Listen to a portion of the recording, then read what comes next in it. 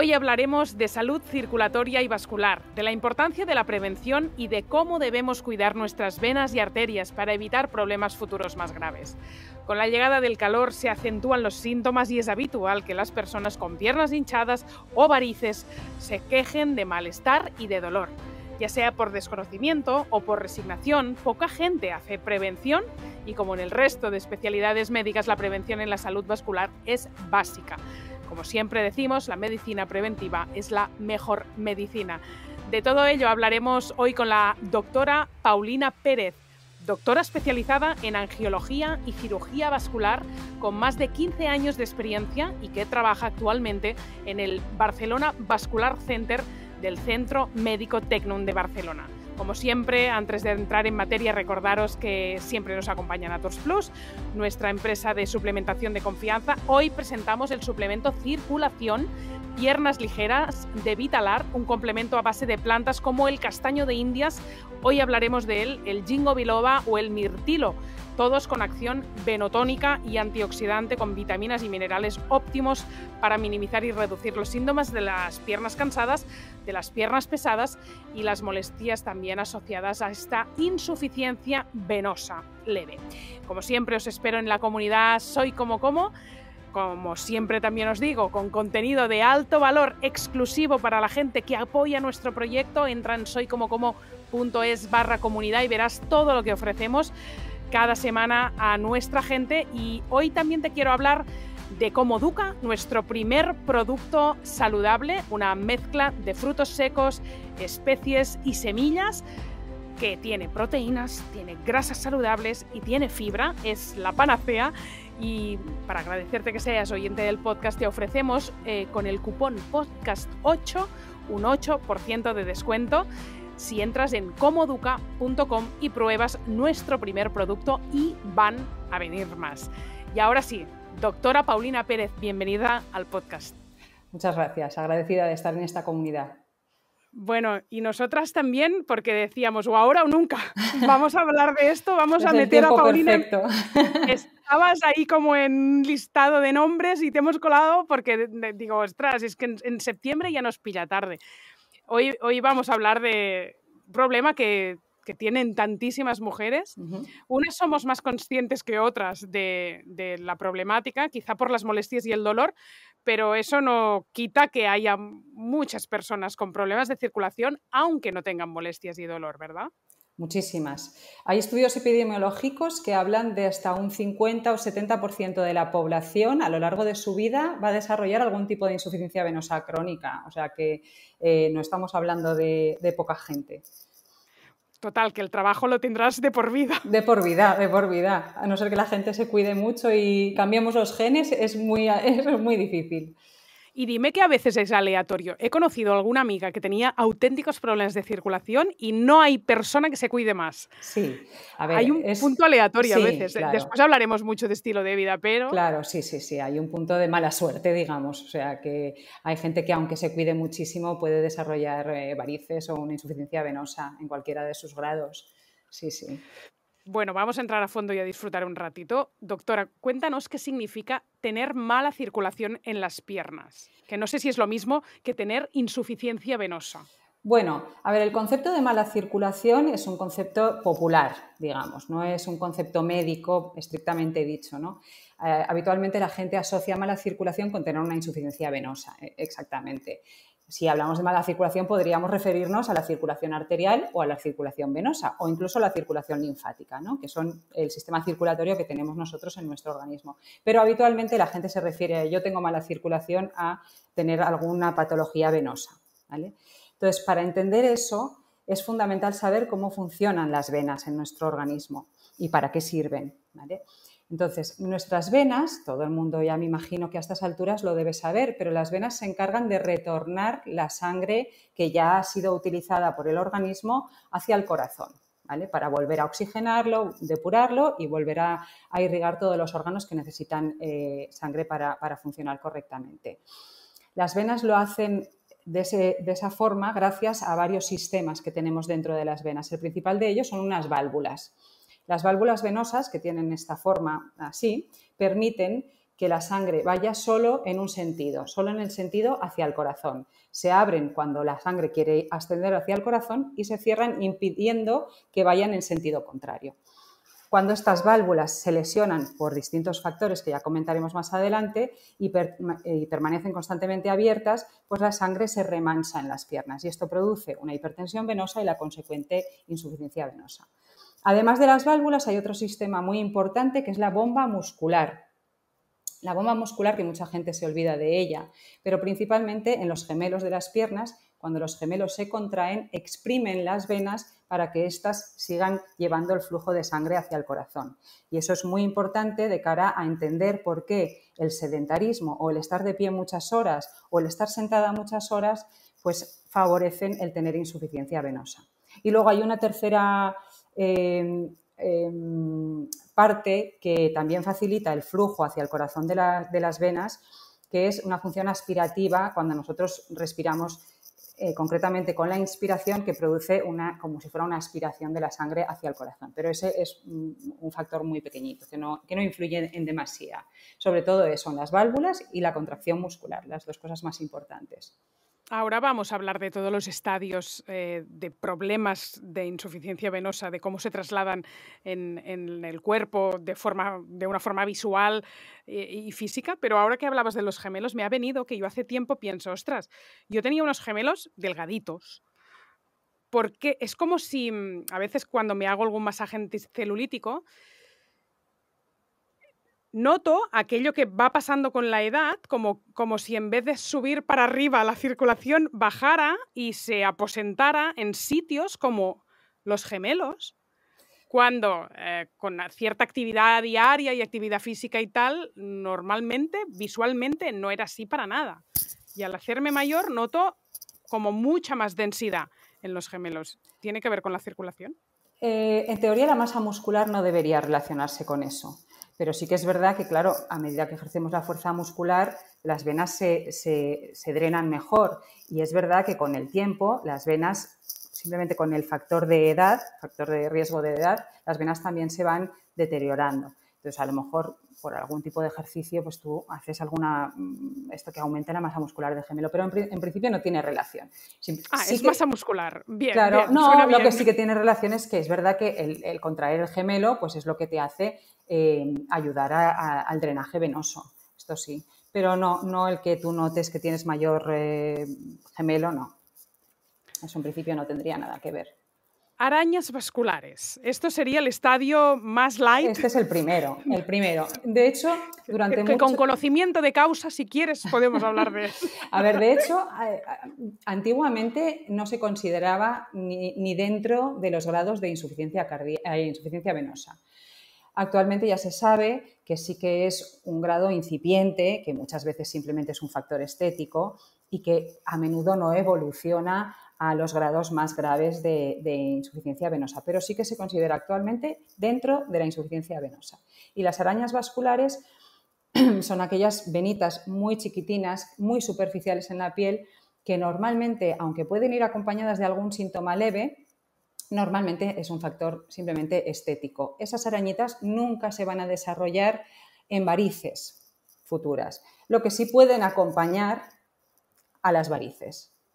A ver si me explico. Esas mismas no van a desarrollarse en varices que tengamos que operar en un futuro, pero sí que pueden ser el primer signo clínico de una insuficiencia venosa que viene después. Que lo siguiente serían las varices. El siguiente estadio serían ya las varices estas que nosotros vemos sobreelevadas en la piel, ¿no? Estas sí que ya son venas hinchadas. Venas hinchadas, ¿no? Sí, venas hinchadas, de color morado. De color más bien verdoso y que se sobreelevan sobre la piel. Esta ya es un grado superior, ¿vale? Estos muchas veces además van acompañadas pues, de edema, ¿no? De hinchazón en las piernas.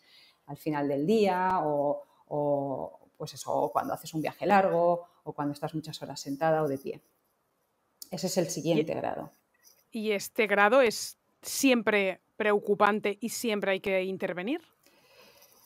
Eso es una discusión que tenemos frecuentemente entre los mismos cirujanos vasculares. Bajo mi punto de vista, siempre que existen varices, habría que hacer algo, habría que intervenir, sea de la forma que sea. ¿Por qué? Porque ya sabemos que un 35% más o menos de esta gente que tiene varices van a terminar desarrollando complicaciones derivadas de las mismas. Complicaciones que pueden ser pues, desde tromboflebitis a pues, ulceraciones cuando se es muy mayor. Entonces, yo cuando veo a una paciente joven en la consulta que tiene alguna variz, aunque sea pequeñita, incipiente, por lo menos le indico las normas básicas para intentar prevenir la evolución de estas varices. Muchas veces no indico cirugía de entrada, ¿no? La iremos observando, iremos viendo cómo se comporta, porque tampoco sé si esta variz va a ir creciendo, aunque su naturaleza normalmente es a eso, ¿no? A ir creciendo, porque la enfermedad, no olvidemos que la insuficiencia venosa es crónica, como su nombre indica, y es progresiva, o sea, la tendencia siempre va a ser a crecer. Pero bueno, este crecimiento puede ser mayor o menor, depende de la persona, depende de cómo se cuide, depende de los hábitos de vida, y todo esto irá influyendo en la evolución de las varices. Si las varices van evolucionando, sí, la indicación es quirúrgica prácticamente siempre. Y yo siempre digo, bueno, es mucho mejor operarse cuando una persona es joven, que probablemente no tengas otras patologías asociadas, y la intervención es una intervención sencilla y te olvidas del problema, ¿no? Y, sin embargo, si la dejas evolucionar mucho, sí que ya puedes tener consecuencias irreversibles que, aunque no son graves para la vida, es decir, no te vas a morir por tener unas varices, pero sí que puede mermar mucho la calidad de vida, sobre todo cuando somos mayores, el no haber tratado estas varices durante toda tu vida, ¿no? ¿Qué diferencia hay entre las varices reticulares y las tronculares? Bien, básicamente es la localización, es decir, la profundidad a la que se localizan dentro de nuestra piel y la grasa subcutánea, y el tamaño. Por ejemplo, las telangiectasias son aquellas que son menores a 1 milímetro de diámetro y están normalmente localizadas en la propia piel, ¿vale? Son intradérmicas, que se llaman. Las venas reticulares son aquellas que son entre 1 y 3 milímetros y están localizadas también en la propia piel, pero en un estrato un poquito más bajo, o sea, más profundo. Y, sin embargo, las venas tronculares, las varices tronculares, son aquellas mayores de 3 milímetros y que ya están localizadas en la porción subcutánea, por debajo de la piel, en la grasa. ¿A las dos las vemos visualmente o hay alguna aquí que queda escondida? Sí, a las 3 las vemos. Bueno, a ver, puede haber varices que sean un poco más profundas en una persona que tenga un tejido graso abundante y que no se vean, pero normalmente sí, en un normopeso normalmente se suelen ver, ¿eh? Porque tengo alguna amiga que hace un año hizo la intervención y dice, me salían unos bultos. Bultitos, sí.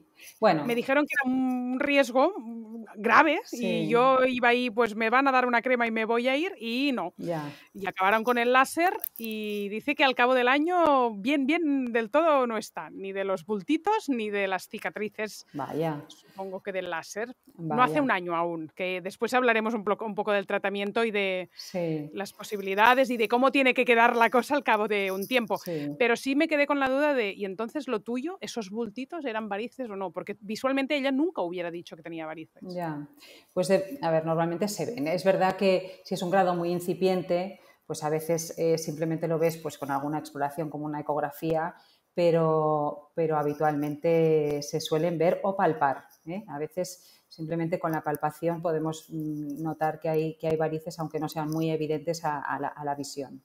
¿Y entonces los bultitos qué son? Los bultitos son varices, sí, sí. Los bultitos son varices que protuyen, que tienen un tamaño suficiente como para hacer relieve sobre la piel. ¿Y qué importancia tiene un embarazo? Que una mujer hará. Yo entiendo que el componente hormonal es lo que nos diferencia hombres y Sí, mujeres sí, respecto a la incidencia sí, de mala totalmente. circulación y varices, que es claramente un problema de mujeres, ¿no? Entiendo que el componente hormonal. Pero ¿qué papel juega un embarazo? Porque a mí me cambió la vida. El segundo y no el primero. Bueno, A nivel de arañas vasculares, y siempre pienso, bueno, otra moneda, todo otra cosa que va, tengo que claro, pagar todo va por parir añadiendo, todo va tantas veces. añadiendo. A ver, retrocedamos un poquito con respecto a si es una enfermedad de mujeres, básicamente. Ahí no estoy del todo de acuerdo, ¿vale? Sí que es verdad que en nuestra consulta vienen 5 veces más mujeres que hombres, ¿vale? O sea, por cada 5 mujeres viene un hombre. Lo que pasa es que ahí ya hay mucha discusión en que probablemente hay un sesgo.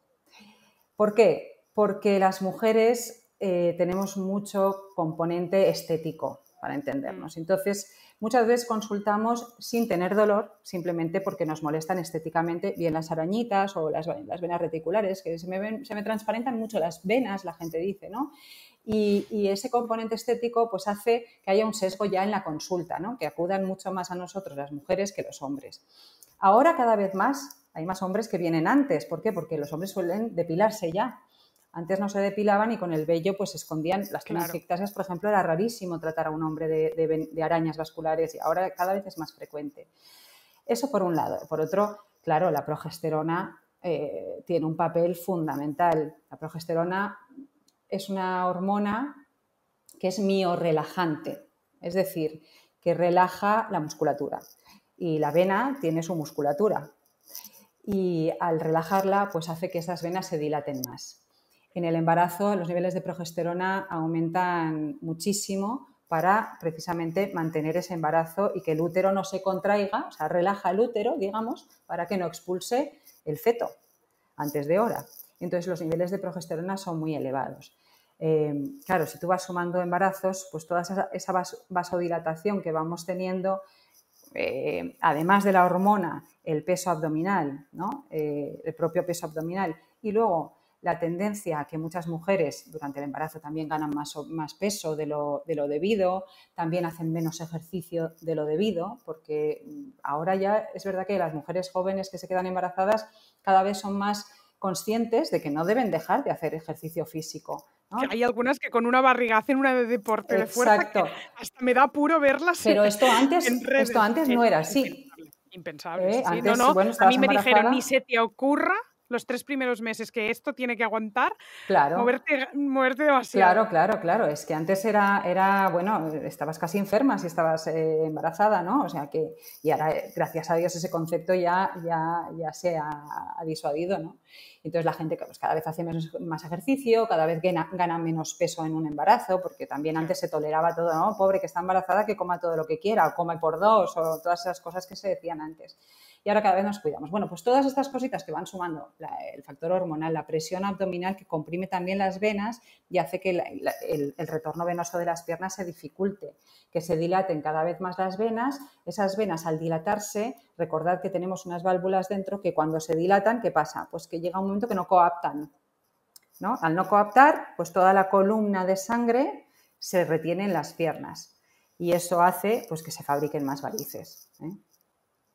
O sea, ¿Siempre están localizadas en las piernas, las varices? A ver, ¿siempre? Las más conocidas sí, ¿vale? Pero bueno, también hay otras localizaciones de varices. Por ejemplo, hay varices esofágicas en el esófago, en pacientes que tienen problemas hepáticos como cirrosis, y estas varices son muy graves, pueden producir incluso la muerte del paciente por sangrado. Hay otras varices, por ejemplo, las varices pélvicas, que están dentro de la pelvis, que son muy frecuentes en gente que ha tenido varios embarazos, en mujeres que han tenido varios embarazos, que son varices que están ahí silentes en la mayoría de los casos, pero que cuando dan síntomas condicionan mucho la calidad de vida, porque producen una pesadez abdominal, producen problemas incluso con las relaciones de pareja. Y bueno, pueden afectar mucho a la calidad de vida, encima puede ser en gente joven. Y luego también están las hemorroides, ¿no? Las hemorroides son unas varices del plexo anal que hoy en día los cirujanos vasculares no tratamos, pero antiguamente sí que las tratábamos nosotros. Hoy en día pues, está ya más especializado en la cirugía colorectal, son los cirujanos digestivos, digamos, que son ellos quienes las tratan, ¿no? Pero sí, todo eso son varices. Y luego existen varices en localizaciones poco frecuentes, pero por patologías también muy poco frecuentes. Por ejemplo, puede haber varices en el brazo, pues porque tengas una trombosis, que hayas tenido una trombosis en alguna vena y que se haya dificultado el drenaje del brazo y entonces se hayan desarrollado unas venas muy prominentes que pueden ser varices. Son cosas puntuales casi de publicación, ¿no? Que no son habituales, pero sí, la mayoría de veces son en las piernas.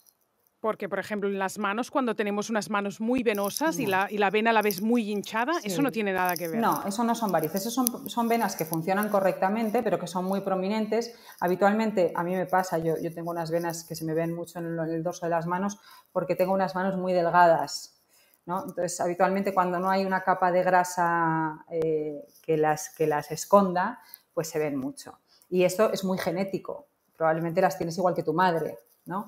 Y, Total, exacto. total. Entonces, Las arañas vasculares también, que sí, ahora iremos a sí, los factores de sí. riesgo.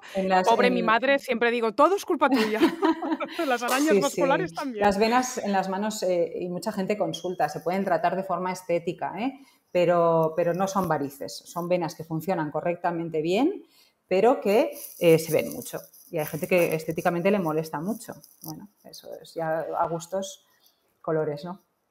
Factores de riesgo de la insuficiencia venosa. La genética es una y háblanos de más, porque estabas hablando del sobrepeso Sí, y seguro que es un factor de sí. riesgo grande, ¿no? Sí, el primero de todos es la genética, eso sin duda. Incluso hay estudios que dicen que si tienes los dos progenitores que tienen varices, tienes un 95% creo de posibilidades de tenerlas. Y si tienes uno, el doble de posibilidades que la población general, o sea que la genética déjala ir, ¿no?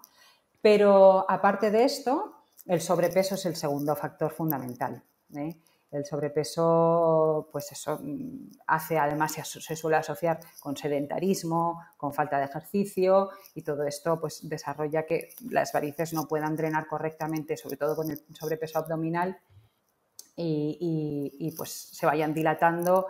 Al final, todas las causas que hagan que las venas se dilaten van a terminar, si se mantienen en el tiempo, van a terminar formando varices porque van a dificultar el retorno, van a dilatar las venas y haciendo que esas válvulas no funcionen correctamente. Y es fundamental porque muchas veces a los pacientes les digo, si nosotros estuviéramos haciendo el pino todo el día, ¿no? Las varices las tendríamos en los brazos.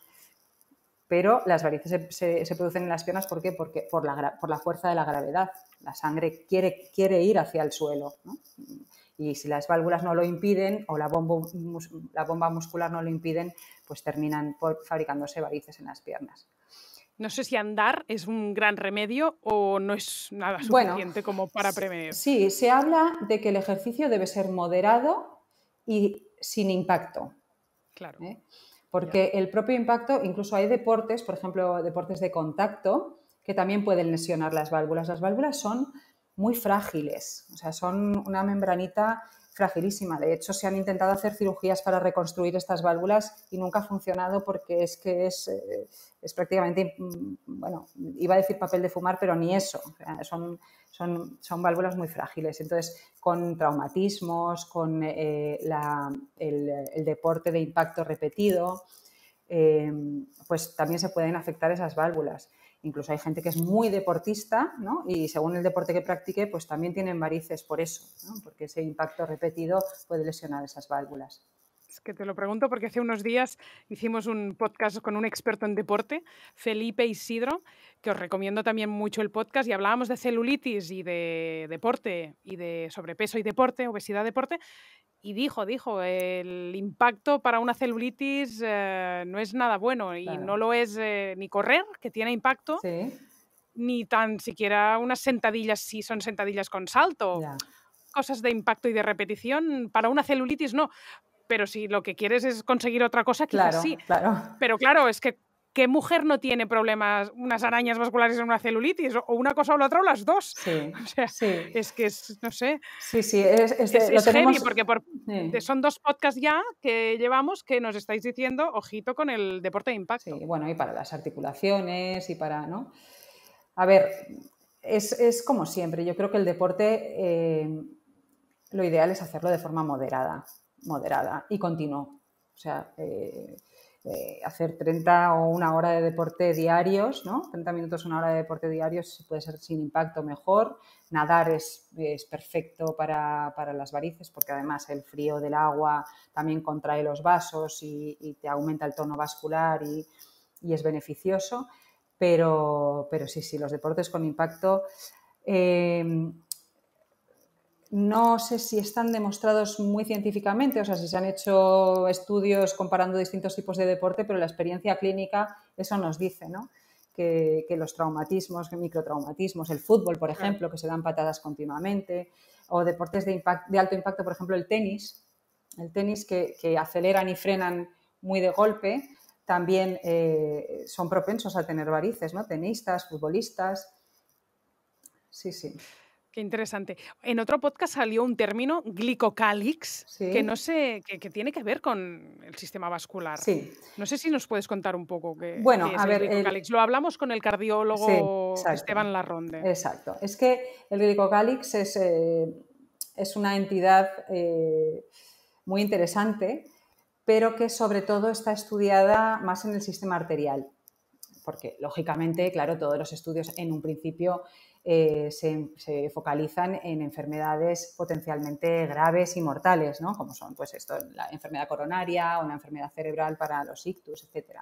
Y entonces el glicocálix es una membrana que recubre el endotelio. El endotelio es como la capa de las arterias y de las venas que está en contacto con la sangre. Para entendernos, es como la parte interna de la tubería, ¿no? Entonces, ya se ha visto en muchos estudios que este glicocálix, igual que el endotelio, se lesionan en enfermedades vasculares. Se ha estudiado mucho en las arterias, pero en las venas ya se está viendo que en telangiectasias, por ejemplo, o en las varices está también alterado. Este glicocálix, cuando funciona correctamente, pues lo que hace es mantener la permeabilidad del vaso correcta, la permeabilidad de las células de una forma correcta. Y también tiene un cierto efecto antitrombótico. Cuando esto se altera, que se altera por multitud de factores, pues desde el colesterol a la diabetes, esto en arterias, colesterol, diabetes, o sea, la hiperglicemia, ya lo he dicho, por el tabaco también se altera, por la hipertensión, o sea, se altera por múltiples factores.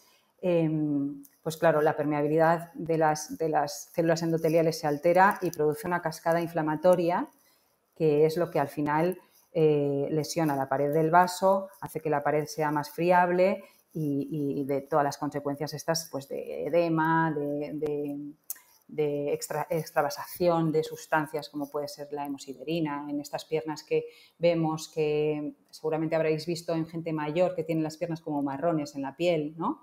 La piel de las piernas abajo las tienen como marrones, incluso produciendo úlceras en los estadios más avanzados, esta gente mayor que vemos con vendas en las piernas, y que aunque eso no son cosas muy graves, pero sí que, ya digo, en la calidad de vida es muy pesado porque son úlceras que cuesta mucho de tratar y son ya estadios irreversibles de la patología venosa, ¿no? Que ya no tiene vuelta atrás.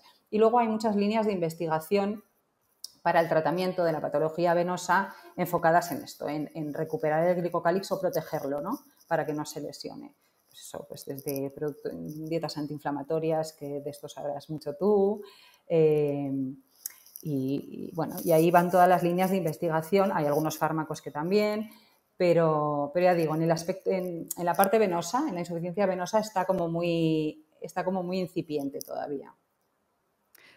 Vamos a hablar de tratamientos, tanto para arañas vasculares, si es que las quieres tratar, y si das alguna opción, más allá de la prevención, de que no vaya más, y después también para ya varices, qué es lo que haces, ¿no? ¿Cómo intervienes y cómo diagnosticas primero? Vale. A ver, el tratamiento principal de todo, de cualquier grado de la insuficiencia venosa, es modificar el estilo de vida. Esto es fundamental. O sea, si tratar el sedentarismo, si es que lo tienes, hay que llevar una vida activa. Si trabajas sentado o de pie todo el día, pues llevar medias de compresión, todo lo que facilite el retorno venoso, ¿no? Estas válvulas que funcionen correctamente, como hemos dicho antes, son fundamentales. La obesidad... ¿Van bien, las medias de compresión? Las medias de compresión van muy bien, van muy bien, tanto si ya tienes una insuficiencia venosa como de forma preventiva. Cuando tienes una vida sedentaria, como la que puedo tener yo, ¿no? Que trabajo pues o aquí o en el quirófano y estoy quieta todo el día. Yo siempre para trabajar, y esto lo saben mucho mis pacientes, llevo medias de compresión. Entonces, incluso en verano, porque, oye, gracias a Dios trabajo en un sitio donde hay aire acondicionado y me puedo poner las medias cuando llego al trabajo y luego me las quito. Si no toleras las medias, si no las aguantas y por lo que sea no las quieres llevar, pues hay que intentar hacer movimientos durante las horas de trabajo. La contracción, la bomba muscular que hemos hablado antes es fundamental. Hay que ir haciendo movimientos pues, de dorsiflexión del pie, movimientos circulatorios del pie, para que esta circulación se vaya activando, ¿no? Ya lo estoy haciendo mientras lo dices. Muy bien, Ya me está... muy bien. Porque claro, he pensado, ostras, soy sedentaria igual que ella y yo no llevo medias de compresión. Claro. Es que la gente... me da mucho palo ahora pensar en unas medias. Mira, durante años hice televisión y me ponían 2 fajas, doctora, no una, 2, para intentar ser quien no era, para salir por pantalla. Y pero fajas, soy muy feliz. ¿fajas abdominales? Sí, pues sí. Eso es fatal. Pero que me... Sí, fatal. Pero que me estaba recordando los peores momentos de la faja, porque la faja había un momento que era una faja pantalón, había una que era más corsé y la otra era faja pantalón y llegaba a la rodilla. Y estaba visualizando eso, pero porque en realidad no sé qué es una media de compresión. Bueno, pues a ver, una media de compresión es una media como la que todos conocemos, o sea, una media, un panty, una media, que además las tenemos a distintas alturas, hay calcetín hasta la rodilla y media hasta el muslo, ¿no? Y luego ya el panty que recoge la cintura también. Y la media de compresión lo que hace es que ejerce una presión gradual, es decir, en el tobillo tiene mucha más presión, o sea, comprime mucho más y de forma ascendente va disminuyendo la compresión, de manera que lo que hace es simular como si te estuvieran haciendo un masaje ascendente en las piernas. Y eso es muy placentero. Eso suena mejor. Entonces, eso es muy placentero porque al final del día pues no tienes esta sensación de hinchazón, que aunque no se te hinchen los pies o los tobillos, la sensación muchas veces de tirantez, ¿no? Que llegas a casa y te apetece poner las piernas en alto porque estás cansada, pues eso te lo quita, llevar las medidas de compresión. Y eso como forma preventiva, pero ya no digamos el que verdaderamente tiene una insuficiencia venosa. En esos casos es que es fundamental para evitar la evolución y las consecuencias o complicaciones que hemos dicho antes, que, bueno, no sé si lo he dicho, pero un 30 y pico % de los pacientes que tienen varices van a desarrollar complicaciones a lo largo de su vida. Y las medias de compresión se ha demostrado que verdaderamente enlentecen la evolución de la enfermedad y además evita las complicaciones. ¿Dónde compramos medias? Las medias de compresión se compran en farmacia o en ortopedia. Ya está. Es muy importante para tu comodidad que te midan el tobillo, o sea, si lo hacen bien, en teoría en la farmacia o en la ortopedia te tendrían que medir el tobillo y la pantorrilla para darte tu talla adecuada. Compresión, normalmente hay casi todas las marcas comerciales tienen 3 tipos de compresión, la compresión ligera, la media y la fuerte. La más habitual que debemos llevar es la media, la compresión media. Si no tienes absolutamente nada de varices, ni telangiectasias, ni nada, y simplemente quieres prevenir, con la ligera a veces es suficiente. Pero vamos, lo habitual es la media, que es la que mejor se tolera, la que más cumplimiento hay, porque eso también hay que buscarlo, ¿no? Que la gente cumpla en ponérselas y que te resulte cómodo estar con ellas, si no, no tiene ningún sentido. Porque si vas a suponer un sacrificio, es mejor que no las uses, porque es que vas a terminar odiándolas. Por lo que dices, por eso casi la recomendarías a toda la población. Toda la población sedentaria. Que bueno, que hay bastante. Básicamente claro. somos porque es que a veces decimos que somos muy activos, pero claro, si comparas 1 hora de ejercicio cada 2 días versus 8 horas sentada en el ordenador, claro, sí, es que quien no es sedentario, ¿no? Mira, es que tienes que pensar que cuando no ejercemos la bomba, o sea, las válvulas van funcionando, ¿vale? Aunque estemos sentados, van funcionando. Pero cuando no ejercemos la bomba muscular, que es esto que te explicaba antes, ¿no? Una contracción correcta del gemelo, pues hay una hipertensión venosa, queramos o no. O sea, se va acumulando un poquito de volumen sanguíneo en las venas. Y este volumen sanguíneo termina extravasándose de las venas, o sea, saliendo fuera del torrente sanguíneo y produciendo estos edemas, ¿no? La hinchazón. A veces de hasta el 10% del volumen total sanguíneo que tenemos. O sea, si hay gente que está, por desgracia, en una silla de ruedas o inmovilizada por algún motivo, ¿no? Y sin tener una insuficiencia venosa, es decir, cuando las varices y las venas le funcionan correctamente, aún así se le hinchan los pies. ¿Y por qué es eso? Pues porque no se drena correctamente y se extravasa el líquido de los vasos, para entendernos. O sea que la bomba muscular es fundamental y si no la puedes mover por lo que sea, pues las medias de compresión te sustituyen eso. No hemos llegado al láser y aún no llegamos porque creo que nos faltan cositas como masajes o duchas de agua fría. Nos faltan muchas cosas. A ver. Antes del láser, ¿no? Antes del láser. Claro, yo ya visualizo a mi amiga entrando por tu despacho y tú, bueno, vamos a hablar de estilo de vida. Y ella diría, saca el láser ya. Lo del estilo de vida... Ya me lo sé. Ya me lo sé y no lo hago. Y no lo haré. Vale. Y no lo haré. Vale, pues claro, eso seguro que te pasa un montón. Sí, mucho. Pero claro, antes de llegar a cualquier cosa agresiva, ¿no? Mejor es cambiar un poquito el estilo. Vamos. Totalmente. Es verdad que cuesta más, pero además no debemos olvidarnos que una vez te operas de las varices o se te hace el tratamiento que sea, como hemos dicho antes, la insuficiencia venosa es crónica. Por mucho que nosotros operemos, tratemos las telangiectasias o lo que sea, allí va a seguir estando. Y si no la cuidas, volverás a tener varices en un futuro, ¿no? Igual que pues, cualquier dieta de adelgazamiento o cualquier masa muscular que quieras desarrollar haciendo deporte. En el momento que dejes de hacer deporte o dejas de cuidar tus hábitos de alimentación, pues tendrás otra vez pues, esos problemas, ¿no? Porque ahí está. Entonces... no es la panacea, vaya. Claro. Nosotros ayudamos y enlentecemos la enfermedad y ayudamos a que los síntomas sean los menos posibles y que tú puedas llevar una vida totalmente normal a pesar de tener una insuficiencia venosa. Pero no existe de momento ningún tratamiento mágico que te lo quite para toda la vida. Entonces, hablábamos de las duchas de agua fría y masajes. Y agua fría, sí. Bueno, pues van en el mismo sentido. Las duchas de agua fría, ¿qué hacen? Con el frío las venas se contraen. Las venas, además de servir como reservorio de un gran volumen de sangre en el cuerpo, que tienen el 60% del volumen total, no sé, si una persona tiene una volemia, que es el volumen total de sangre, una persona adulta de unos 5 litros, pues las venas, dentro de las venas está el 60% de esos 5 litros, ¿vale? Entonces, sirve como reservorio, como el almacén de nuestra sangre, que en algunos momentos es importante, pues potenciar toda la circulación para, bueno, y ahí se acumula esa sangre de forma natural, fisiológica, y eso es lo que una de las funciones importantes de las venas. Pero también es muy importante la termorregulación, es decir, las venas nos ayudan a que la temperatura del cuerpo esté estable para que los órganos funcionen correctamente.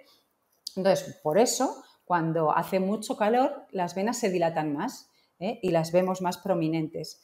¿Por qué? Porque intentan que haya la máxima superficie de sangre en contacto con el aire para desprender calor, ¿vale? Para entendernos así un poquito por encima. Entonces, ¿qué ocurre? Con la ducha de agua fría, pues ocurre lo contrario, aumenta el tono venoso, se contraen las venas y de esa manera, pues el flujo sanguíneo circula mejor y va en sentido hacia el corazón de una forma más rápida y placentera para tus piernas porque se deshinchan y esa sensación pues eso de hinchazón y de pesadez desaparece con el agua fría, lo mismo que ocurría con la natación como hemos dicho antes, ¿no? Y los masajes pues es un poco lo mismo, lo que hacen son masajes ascendentes desde los pies hacia arriba, hacia los muslos, favoreciendo este sentido del flujo hacia el corazón y vaciando estas venas. La ducha de agua fría la hacemos desde el tobillo y hasta el muslo. Siempre de forma ascendente, a poder ser. ¿Cuánto rato? Eso no está establecido, lo que uno quiera. Hombre, no un segundo, porque entonces eso no da tiempo a nada. Pero no está establecido el tiempo que lo necesites. ¿Pero con un poco ya sirve? Con un poco ya sirve, sí. Al final de la ducha normal, tampoco hace falta que te duches entera con agua fría, porque eso es un suplicio. Pero al final de la ducha te das unos cuantos masajes con el mismo agua fría desde el tobillo hacia arriba y tú misma lo notarás, que los pies se descongestionan, notas alivio en las piernas y con eso es suficiente. Lo que pasa es que, claro, todas estas cosas son momentáneas, el efecto dura poquito rato, es igual que las cremas estas con efecto frío, ¿no? Son placenteras, te desinflaman en el momento, te descongestionan, pero a la que tú te vuelvas a someter a los mismos factores que llevas haciendo todos los días, pues ese efecto se revierte enseguida. La hidratación es muy clave y yo no sé si con la experiencia clínica ves a pacientes que se hidratan mal. ¿Nos hidratamos bien? ¿Bebemos suficiente agua? No. Y además, cuando hablamos a los pacientes, porque las piernas con insuficiencia venosa tienden la piel tiende por este efecto inflamatorio y que pierdes la función barrera de la piel, etcétera, tienden a deshidratarse más. O sea, el aspecto de la piel es más seca, ¿no? Entonces, cuando decimos a los pacientes que es fundamental el hidratarse, ellos siempre interpretan ponerse cremas, ¿no? Y sí, es verdad, o sea, va bien ponerse cremas, pero la hidratación fundamental es hidratación hídrica, o sea, ingestión hídrica, ¿no? Y no, la gente bebe muy poquita agua y sobre todo esto, como va empeorando con la edad, ¿no? La gente mayor tiene muy poca sensación de sed Total. y hay que forzar esta ingesta hídrica, ¿eh? Tampoco hace falta beberse 5 litros al día, pero bueno, No. pues 1,5 o 2 en una persona adulta es correcto. Se puede ingerir de distintas maneras, ¿eh? Tampoco hace falta que sea agua pura y dura, también la puedes ingerir en forma de otras cosas que no sean alcohol, claro, porque el alcohol, al contrario de lo que la gente piensa, deshidrata, ¿no? Pero sí, nos hidratamos bastante mal en general. Y en cuanto a los masajes, que está la presoterapia, la maderoterapia, yo lo he probado todo. Sí, para tonificar y para la celulitis y tal. Pero claro, yo en el momento que te lo hacen, lo primero que piensas es que te están promoviendo un montón la circulación de mis piernas, porque además es verdad que van del tobillo al muslo. ¿Hay alguna mejor que otra en todo esto que se hace en los centros de estética? En cuanto a masaje, Eh, presos, a maderoterapia, ver, porque a veces, bueno, me muero del dolor. ya, la maderoterapia, tengo que reconocer mi desconocimiento porque no sé si desde el punto de vista médico está estudiado o no. La presoterapia sí, la presoterapia sí que vale porque además es una compresión más suave. La maderoterapia, por lo que yo tengo entendido, es bastante más agresiva, ¿no? Entonces yo no Sí. sé eso si desde el punto de vista de telangiectasias es conveniente o no. Lo desconozco y prefiero no opinar porque no tengo suficiente evidencia, ¿no? Pero sí que la presoterapia va bien. Volvemos otra vez a lo de antes, que no te va a evitar que tengas una insuficiencia venosa, no te va a evitar la evolución, pero sí que mejora mucho los síntomas, ¿no? Porque ayuda a drenar las piernas. Y un drenaje linfático manual también serviría, Lo entonces. mismo. El drenaje Porque es como... linfático, sí, el drenaje linfático también. Suave. Lo que pasa es que el drenaje linfático hay que saberlo hacer, ¿eh? Hay muchos sitios Ya. que hablan de drenaje linfático o que dicen que hacen drenaje linfático y en realidad no es tal. Y el drenaje linfático está muy enfocado para el problema del linfedema, ¿no? No tanto para la insuficiencia venosa, aunque se pueden compartir. Pero es verdad que cuando tienes un problema de linfedema importante, te tienes que asegurar muy bien de que ese drenaje linfático esté bien hecho. No es tan importante en una insuficiencia venosa, pero sí que en un drenaje linfático que tienen que conocer el recorrido de los vasos linfáticos e ir estimulándolos poco a poco. Y siempre es un masaje muy suavecito, muy suave, muy lento, que dura bastante rato. Entonces hay que saberlo hacer. No cualquiera puede hacer un drenaje linfático correcto. Y un día llega la doctora y nos dice, vamos a hacer una intervención quirúrgica. Vale. Vamos a hacer cirugía, ¿verdad? Eso, no sé si hay dos caminos, uno el del láser y el otro una intervención que se hacía más en el pasado. Sí. Ponme un poco al día de qué se está haciendo hoy y qué es lo que tiene más evidencia y es menos agresivo. Mira, además tenemos suerte porque justo este año ha salido, ya sabes que para nosotros los médicos son muy importantes las guías clínicas, que son normalmente unos tochos bastante importantes sobre una patología, ¿no? Que son las cosas que verdaderamente están demostradas que funcionan con un consenso de expertos muy grande, ¿eh? Entonces, justo este año, en el 2022, ha salido la actualización de la guía clínica sobre insuficiencia venosa y en ella, pues claro, habla de las distintas intervenciones quirúrgicas que existen, ¿no? Actualmente, primero hay que establecer que no todas las varices son iguales, ¿vale? Porque depende de dónde se originan, qué venas están afectadas, pero partiendo de la base de que la mayoría de varices están derivadas por una incompetencia de las válvulas de la vena safena, ¿vale? Que es una de las venas principales del sistema superficial de las piernas, que es el más frecuente también, el más frecuente de origen de varices. hablaremos sobre el tratamiento de la safena, ¿vale? Entonces, el tratamiento de la safena ya está demostrado que las técnicas menos invasivas, las endovasculares que llamamos nosotros, son las que mejor funcionan de cara a la recidiva de varices, es decir, a volver a tener varices en un futuro, y de cara a la comodidad posoperatoria del paciente. Las endovasculares son aquellas en las que no hacemos incisiones, no hacemos cortes. Entonces, consiste en introducir un catéter dentro de la vena, que ya puede ser radiofrecuencia o láser, dos sistemas que entre ellos no ha habido diferencias demostradas, cada uno pues utiliza el cirujano el que tenga más predisposición o lo tenga en su hospital. Y estos lo que hacen es quemar la vena por dentro. Nosotros quemamos la vena anulándola, es decir, evitando esa hipertensión venosa, porque ya hemos dicho que las válvulas no se pueden reparar, y entonces lo que hacemos es anularla y evitar que esto haga una sobrecarga y una hipertensión venosa en las piernas y desarrolle varices, ¿no? Esto antiguamente lo que se hacía era arrancar toda esa vena de arriba abajo en la pierna. Entonces era una cirugía que, aunque todavía se sigue haciendo en algunos sitios, es una cirugía muy agresiva que obligaba a la paciente a tener un posoperatorio bastante doloroso y bueno, muy molesto, ¿no? Y hoy en día, con las técnicas estas nuevas del láser o la radiofrecuencia, la verdad es que el paciente al día siguiente puede estar haciendo su vida prácticamente normal. ¿Y en qué casos se hace la incisión? Porque a la amiga que te he dicho le hicieron incisiones pues, y la marca no ha cicatrizado 9 meses después, que no sé si tendría que ir pasando ya. A ver, ¿la incisión en la ingle te refieres o a lo largo de la pierna? Es que, claro, es difícil, es difícil saber. A ver, la incisión de la ingle normalmente se hace cuando no tienes acceso a estas técnicas que yo te he dicho, o el paciente no se los puede permitir, porque a veces esto a veces supone un sobrecoste que hay algunas mutuas que todavía no cubren. Entonces, bueno, también tienes la alternativa de hacer una pequeña incisión en la ingle, que lo que haces es cerrar esa vena para también intentar que disminuya la hipertensión venosa, ¿vale? En esa zona. O sea, no la quemas ni la arrancas, la cierras. La cierras. Entonces, a ver, el sistema, sí, la cierras. Y entonces la pregunta como es, si fuera un grifo. Sí.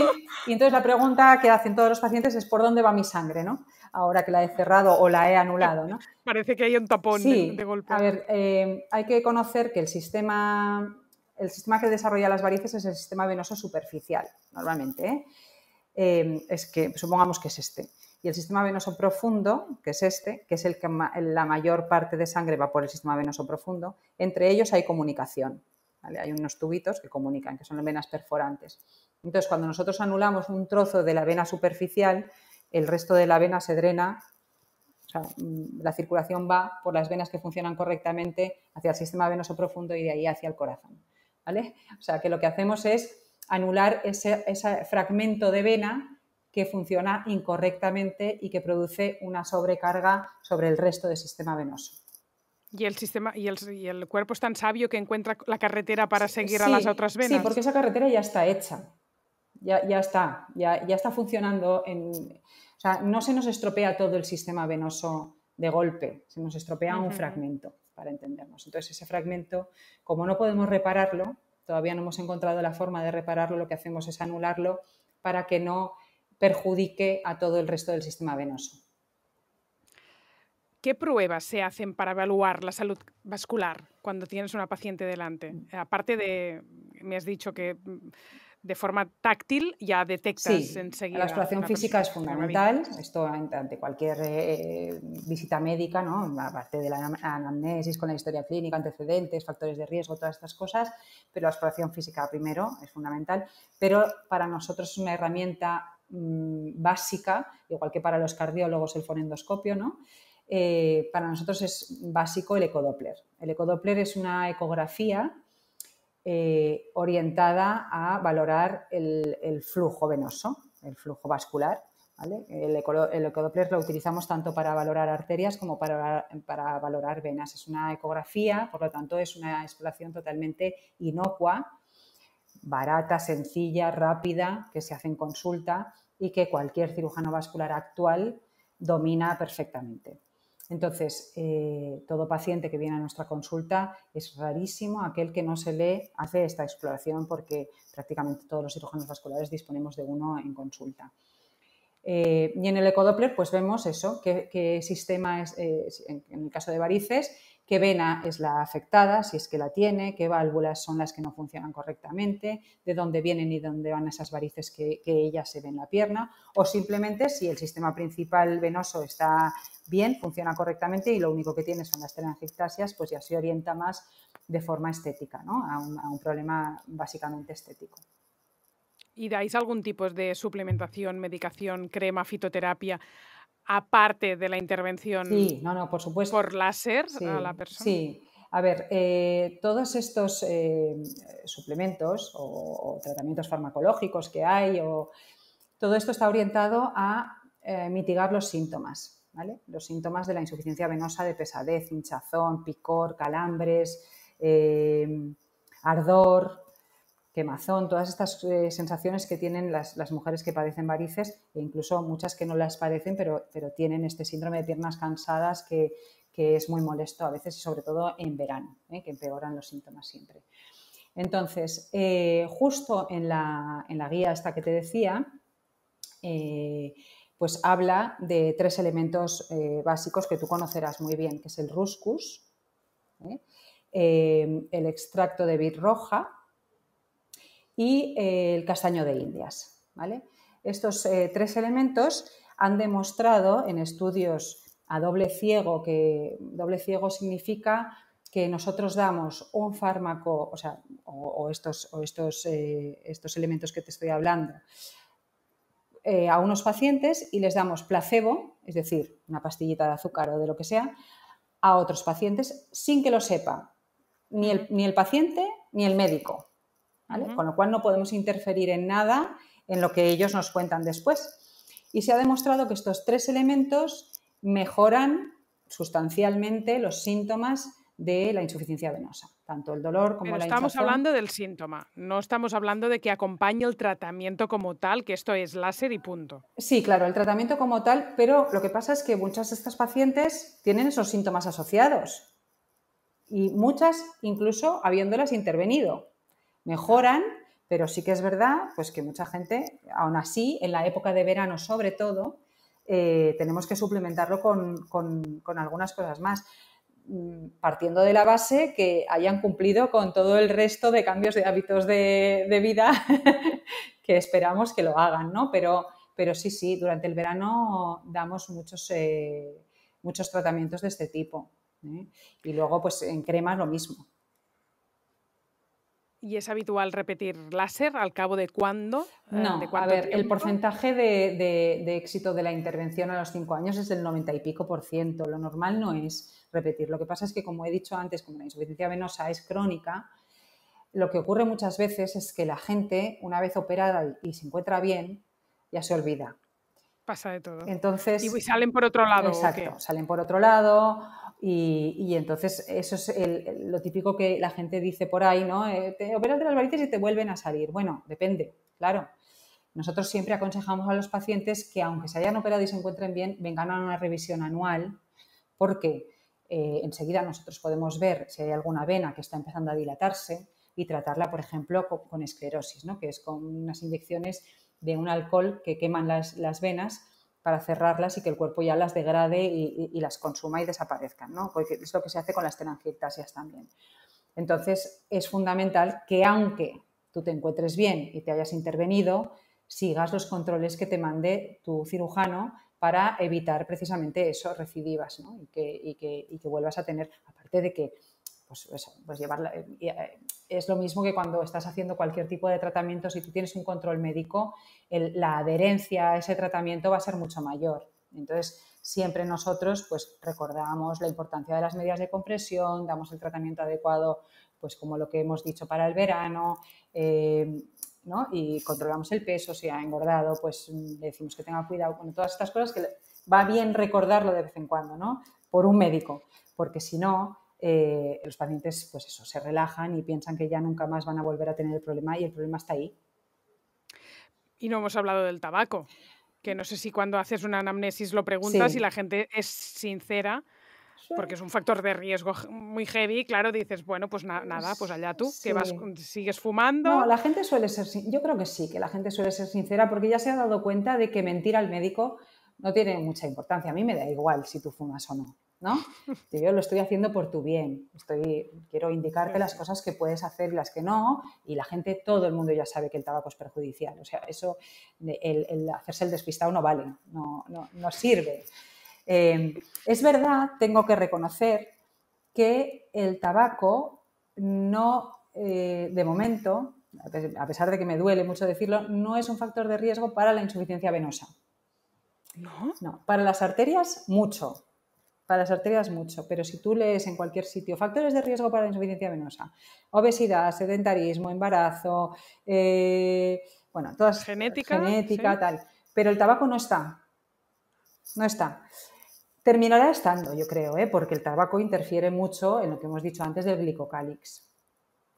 Y el alcohol lo has nombrado y por eso pensaba yo, hace falta aquí el hermano mayor. Es verdad que no, por eso no lo he dicho en los factores de riesgo de las varices, porque de momento no se incluye como factor de riesgo. Sí para las arterias, cuidado, y para muchísimas otras cosas ya se sabe que el tabaco no tiene ningún beneficio más que solo el perjuicio. Pero para las varices no entran en las escalas de factores de riesgo. Eso quiere decir que no hay estudios que digan un X% más de mujeres fumadoras sufren más de varices. No debe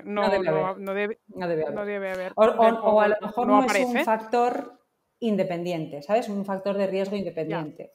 Ya. A lo mejor asociado a otros sí, pero todavía no entra dentro de cualquier artículo de insuficiencia venosa, no introduce el factor tabaco. Ya para terminar, ahora que viene el verano y tratarnos bien, movernos, ¿algún consejo de colocación de las piernas o de qué hacemos con ellas en época de mucho calor? Hombre, ¿algún truquito a lo largo del día? Es fundamental, siempre que estés en reposo y puedas permitírtelo, poner las piernas en alto. ¿En alto, por encima del ombligo? Por encima del corazón, eso sería lo ideal. Lo que pasa es que, claro, para ponerte por encima del corazón necesitas casi estar, pues eso, tumbado, ¿no? Y eso es lo ideal. Y es lo ideal. Pero claro, si estoy tumbado, las piernas más elevadas. Más elevadas. O sea, dos cojines. Dos cojines. Se habla que es incluso más beneficioso el inclinar todo el cuerpo en sí, ¿sabes? Muy poquito, un par de centímetros, pero para que la gravedad, simplemente la fuerza de la gravedad ya haga. Si tú inclinas solo las piernas y el cuerpo no, pues hay un efecto... bueno, que puedes comprimir un poquito las venas ilíacas, digamos, y entonces no favoreces tanto el drenaje.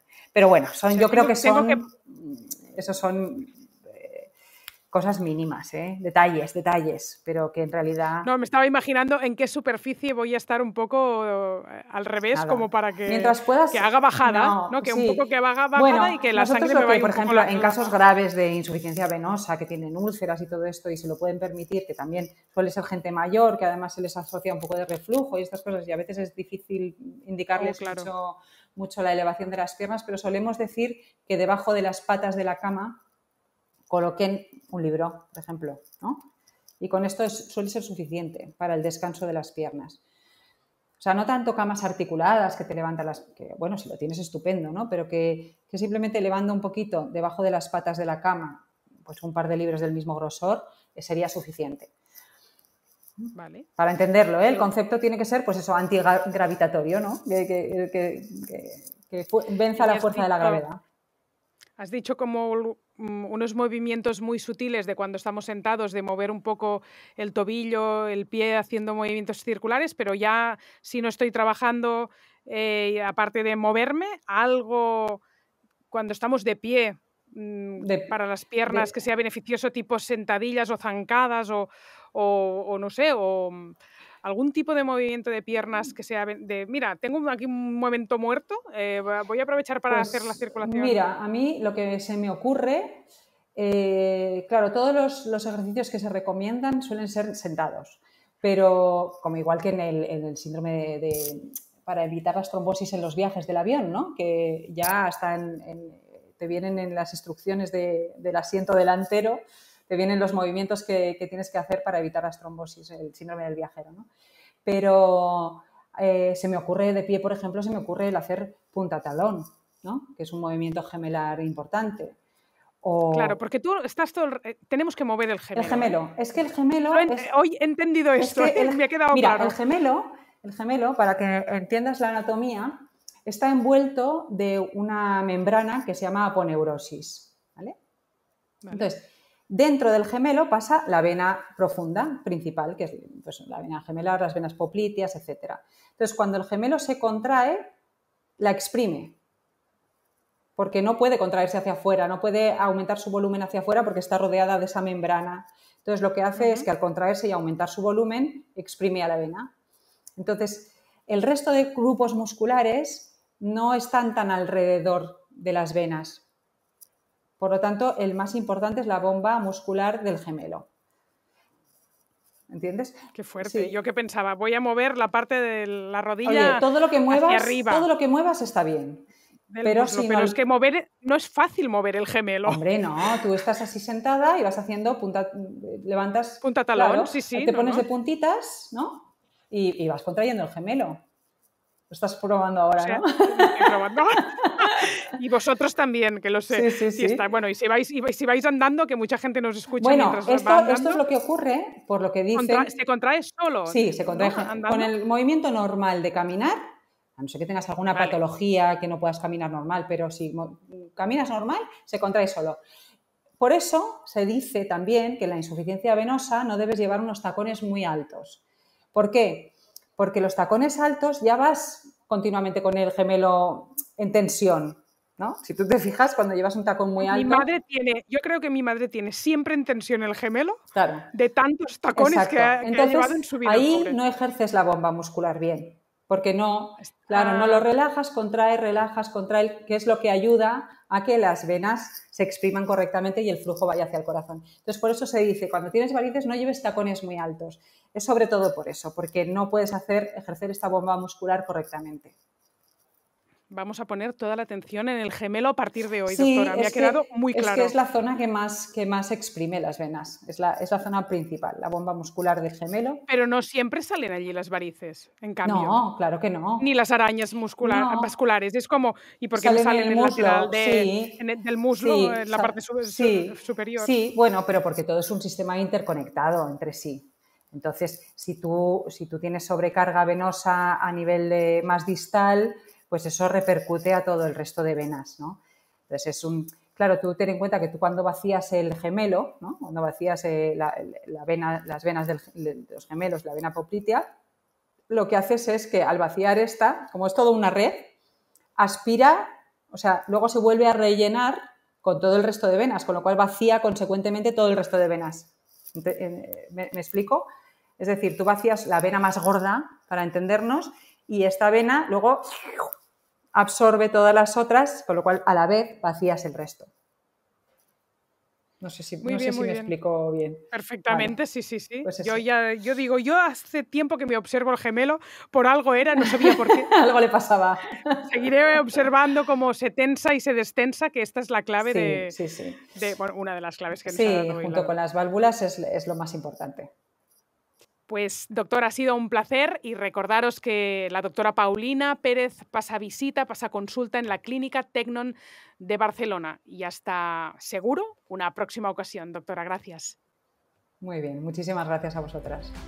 Si te gusta la filosofía de Soy Como, te espero dentro de nuestra comunidad, donde tendrás acceso exclusivo a masterclass y conferencias online, menús y recetas cada semana y Discord, una comunidad en vivo donde cada día resolvemos muchísimas dudas de alimentación y salud. Entra en soycomocomo.es y te espero en el próximo episodio. Nators Plus, tu marca experta en salud natural, patrocina este podcast.